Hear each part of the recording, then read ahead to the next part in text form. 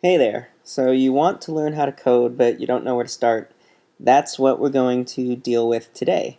And we're going to use JavaScript as a model because JavaScript is something anyone with a text editor and a web browser can write. There are plenty of other languages, but JavaScript's a good one to start with because the syntax is easy to understand. And you can transfer over what you learn in JavaScript to other languages like it, such as ActionScript, which is what is used to write code for Adobe Flash. And it's also a syntax that is very similar to other languages. PHP, for example, is not that much different, and just a few things change in terms of how the code is written. And we'll get into some of those differences later, but let's start by writing a basic script and seeing what it does. For every programmer, the place that you generally will start is a hello world script, and that's just to say I have written a very basic program and it is able of communicating a very simple message to the rest of the world. So we're going to start out by writing a very simple HTML document. This is as simple as it gets, and I'm just going to put a head tag there, and that's where we're going to keep our script. We'll call the title of this page my script. And then we're going to put a script tag in here. Type is text/JavaScript. So that's what we're going to be writing in. Close that up, and here is where our script's going to start. Now, JavaScript has an interesting way of communicating, and that is to pop up dialogues, which was probably useful in the past and still useful today, but it's kind of annoying to get those pop-up dialogues. But this is how you can test to see if your code is working and your information is getting through. So to make a function is represented when being called like this, and that's the alert function, which will bring up a dialog. So if I just put the text in here, hello world, in quotation marks, and save this, if I go into my web browser, or the web browser I'm temporarily using to test this stuff, I reload the page, and it says hello world. Now the reason I'm able to do text here is because it is in quotation marks, and that means that I am passing the alert function a variable, and that variable is the text hello world, and that type of a variable is a string. Now a string is represented in quotation marks like that. I could also pass it a number, which I do not have to pass in quotation marks. So I could just pass it the number 3, like so. And then I get an alert that says 3. Another simple data type is the Boolean data type, and that is passed simply as the words true or false.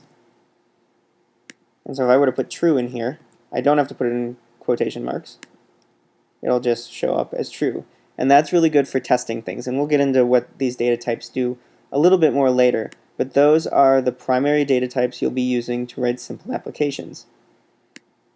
Now, to take this a little bit further, you're not just going to want to pass data as you need it in quotation marks or as numbers or whatever. You're going to want to store them in containers, and those containers are variables. To declare a variable, you don't have to do much. You can just say my variable equals hello world, and then you end that line with a semicolon, and that's how you end all of your lines in code to say, okay, I'm all done. Otherwise, JavaScript is going to go to the next line and say, oh, there's more to this, and you may not want that, and it will cause errors in your code. And JavaScript is not that great without some extra tools. It's not going to just tell you what's wrong with your code. It just won't work. That's where alert comes in to start testing things. You're probably not going to use it in actual production code, but to find out if something's working, if you're using just JavaScript to test, alert is how you're going to do that.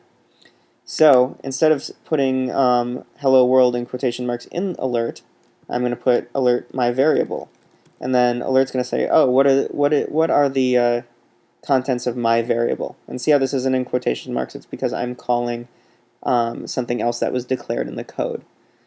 So it's going to say, what's inside my variable? and then we've already set that here, so it's going to be, oh, my variable contains hello world. So if we reload the page now, we get a broadcast of hello world.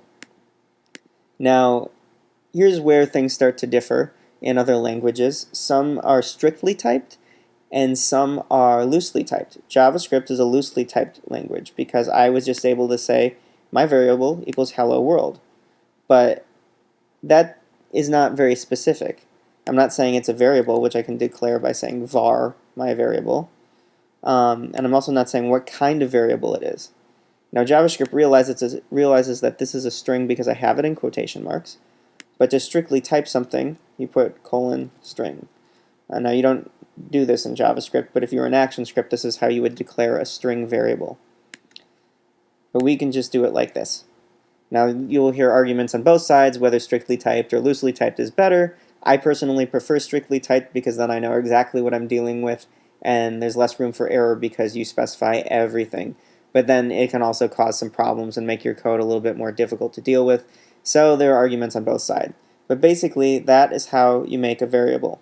In our next video, we're going to take a look at how to add things and concatenate different strings so you can start having some fun with variables.